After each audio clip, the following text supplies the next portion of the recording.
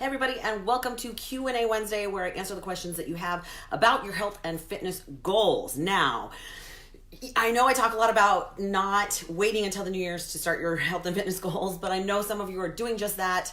And I know that you're kind of starting to think already about, okay, well, I need to join a gym. What gym should I go to? So we're gonna talk a little bit about that and how it's appropriate. Honestly, it's because somebody asked me today or yesterday what gym I thought she should go to. So we're going to talk a little bit about what's appropriate and how to figure out which gym works best for you. So let's just jump right into it. You know, for some of you, there's a lot of options, and to pick which one works best for you might be a little overwhelming, or maybe you are in a small town and you only have one option. Well, then there you go. But you know, in the area that we live, there are plenty of options, very competitive. So here's how you pick and choose the best option for you. Now, the first thing that I usually tell people is pick a gym that is convenient, right? So whether that means close to you where you live, or that might mean where on your way home or close to your work, because that way you're not going out of your way to get there, making it one more step or one more obstacle to get where you need to go in order to get your workout done. So pay attention to maybe your route home. You got to do a little bit of due diligence here. There's going to be some things you really want to think about. We're going to cover a couple of other things, other variables we want to talk about, but convenience is going to be a huge part of it. Don't just go to the big gym in town because it's the coolest, unless that is the one that works best for you for whatever reason. But convenience is a big part of it. The second part is that it has to be comfortable. And what I mean by that is you don't want to, if you're a brand new beginner lifter or person starting to exercise, you don't want to go to the hardcore lifting gym where you're going to be completely freaked out because people are throwing things around and grunting and scaring the crap out of you. That might not be appropriate for you. So you want to make sure that the feel there is appropriate and that you're comfortable, that you like the ambiance of that gym. That's going to be important as well. So those two things are the main things that I usually talk about. But let's break that down a little bit more because there are some things to really think about, and we're going to add some things that are going to be super important here. So checking my notes. I think about this all the time.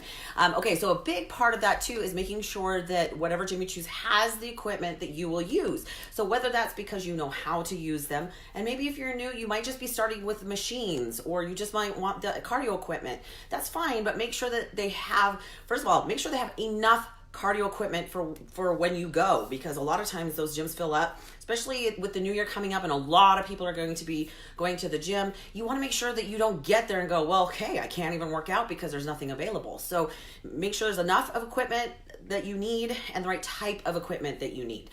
Those are two really, really big ones. If you are a heavy duty lifter and you really go for it and you go to Planet Fitness, you're not going to have a barbell. So keep that in mind, that it has to be appropriate for what you're looking for the exercises you want to do. So some of you might like classes, and not all gyms provide that option. I know we have a couple of places here in town that are very, very family friendly, have a lot of options, have classes, even have classes for kids. So those are things to really approach if that's something that appeals to you. Now, personally, I'm not a class girl. I don't like leading them. I don't like taking them. That's just how I roll. So that's not necessarily important to me, but I know for a lot of people, they like the camaraderie of taking a class. They like being able to go and meet with other people.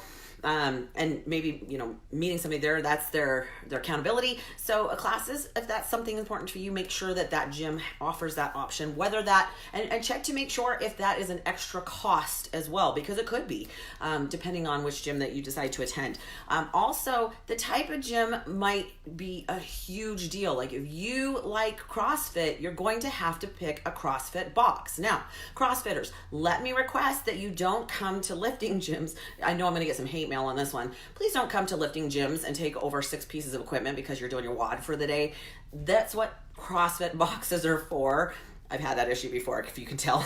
And it's not that I mind that you're there. It's that when I go to use something, but you've tied up 6 pieces of equipment, I have a problem with that. But if that's something that you love, that's great, but you really do need to attend a gym that is specifically for that, because the equipment is going to be more appropriate for you. So again, keep that in mind. If you have kids and you're going to have to go midday and you need the daycare, you're going to have to pick a gym that has that option. And a lot of them don't. So if you don't have a friend, maybe you have a friend that you can trade off with. That might work great. But some gyms do have, I know the Golds here has a daycare. So that works for some people because they can still go in the middle of the day or whatever works for them. They don't have to wait for their spouse to get home. They can go and still get their workout. And the kids have a good time too. They tend to really like it there. So that's a good part of it. Also, some people need showers. Like, I get that. Some gyms have them, some gyms don't. But if you're going straight from the gym first thing in the morning to work, that might be something that you really desire at a gym. So again, you're going to have to do a little bit of research, make sure that it has the things that you need to best work for you, and really think about it, because a lot of gyms will lock you into a contract and you can't change unless you want to pay the fee that they charge for cancellations. So you might double check the fine print before you sign on that line and make sure that whatever it is, that it works for you, because again, there's going to be some fine print there that you want to pay attention to. Things to think about when you are signing up for a gym or looking for a gym. A big one for me is I travel a lot. And so one of the things I like is, now there's not a lot. I do have a Gold's membership. I don't use it very often. Just kind of when I want to use some of the equipment. But the thing I do like is I have a travel card. So when I go somewhere that has a Gold's, I can actually go get a workout and I don't have to pay anything extra. I just have to sign their waiver.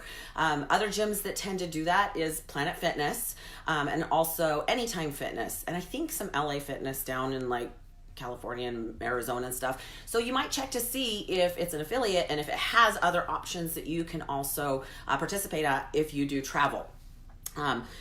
Also, check to see if you're new to exercising or new to the equipment or you're really unsure.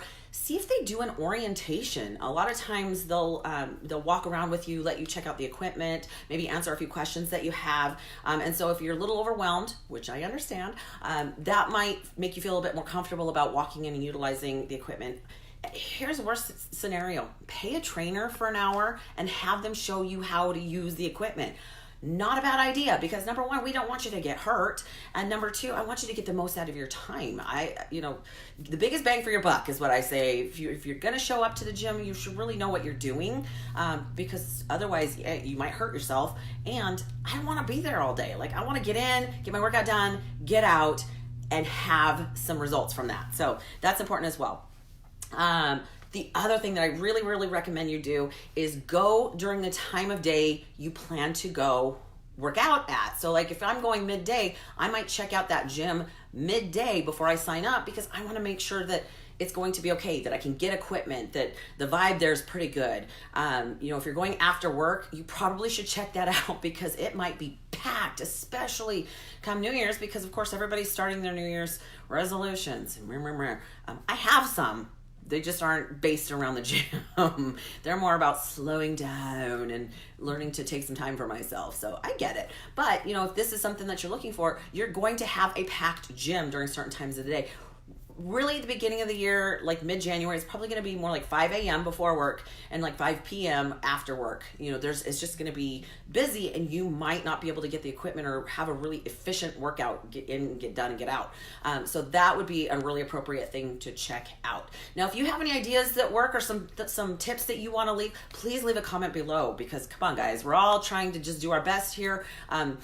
That's what this is for. We're trying to cheer each other on. That's the best part of the fitness community, is when we can support each other on that. So if you have any questions, please, I get my best ideas from you. I get these questions from you guys. I answer questions, hi Kimberly, that you might want to know. And if I don't know, I check things out. I do some research.